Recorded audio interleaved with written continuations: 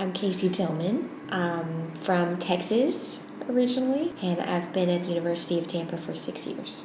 Primarily, I teach early American Lit courses because that's my area of expertise, and I usually teach research and writing. I have a particular passion for gender studies and anything in early American Lit, but particularly the American Revolution.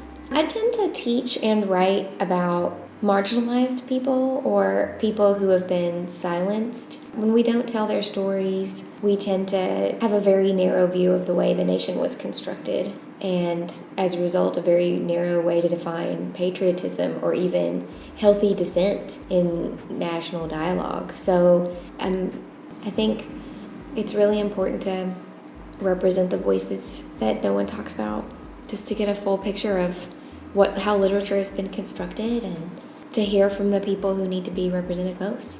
I was taking a graduate seminar about 18th century lit, and my professor assigned a book called The Letter Book of Eliza Lucas Pinckney.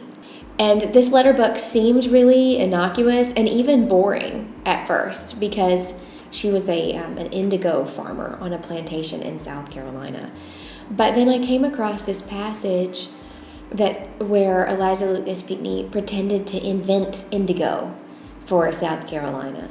And I was like, well, I happen to know that that's not true. So I started to do some research, and it turns out that a lot of historians thought that she had invented indigo, but it turns out that she was just putting on a kind of performance. And I just found that to be fascinating, and I began studying letters as literature. I would go into class, and my classmates would be really confused about the day's lesson. We would be kind of chatting before class started, and they would ask me if I got it, if I understood what we'd read.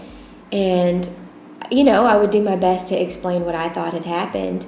I had a gift for being able to translate stories, contextualize stories, and I felt really gratified, I guess, by that experience. And then my own teachers at Baylor and then later at Ole Miss were just so formative in broadening my view of the world. I thought, what a great thing it would be to spend the rest of my life teaching people to see things about the world that they might not see on their own.